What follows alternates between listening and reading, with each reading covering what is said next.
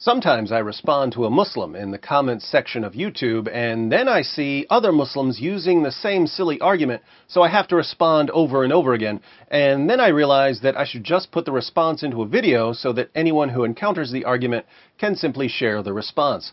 Here's an example. Goldman writes, in the book of Matthew 26:39, Prophet Jesus, peace be upon him, fell on his face and prayed just like the Muslims do in Mecca and Medina 5 times every day.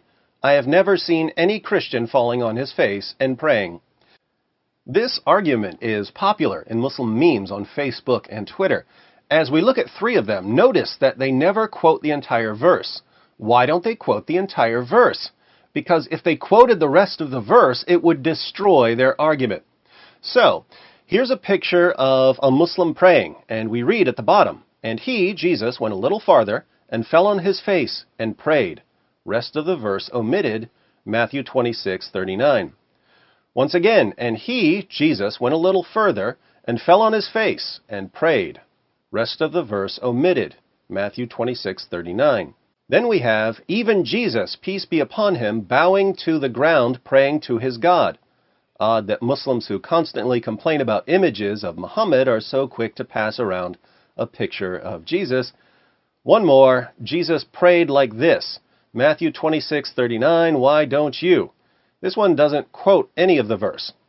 So this is meant to show that Jesus prayed like a Muslim, and that he must have been a Muslim, and that followers of Jesus should therefore convert to Islam. Now for my response. Hi, Goldman. You've never seen a Christian praying on his face because Jesus commanded his followers, when you pray, you are not to be like the hypocrites, for they love to stand and pray in the synagogues and on the street corners so that they may be seen by men. Truly I say to you, they have their reward in full. But you, when you pray, go into your inner room, close your door, and pray to your Father who is in secret, and your Father who sees what is done in secret will reward you. Matthew 6:5-6. Notice that this is the same book you just cited to show that Jesus prayed like Muslims. Muslims pray in the open so that you may be seen by men. Jesus condemns your prayers. Jesus also said, in the same book you cited, and when you are praying, do not use meaningless repetition as the Gentiles do, for they suppose that they will be heard for their many words. Matthew 6:7. What do Muslims do when they pray? They recite memorized prayers in a language most of them don't understand.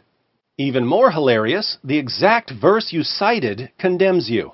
And here's why Muslims never quote the entire verse when they use this argument.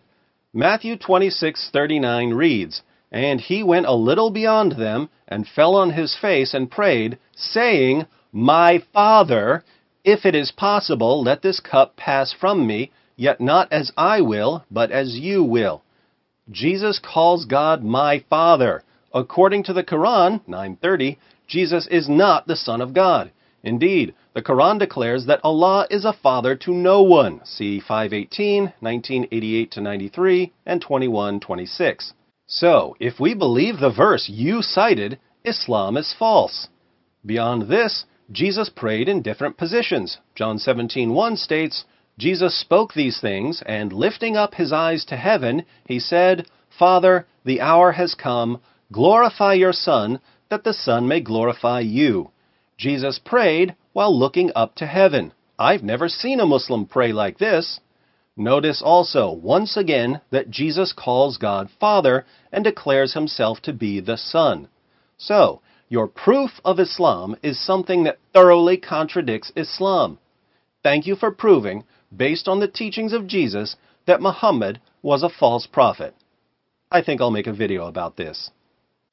Now, when Muslims look up Matthew 26, verse 39, and read that Jesus calls God my Father, and then cut that part off because the Quran says that Allah is a father to no one, and they post part of the verse and claim that it supports Islam, isn't that highly deceptive?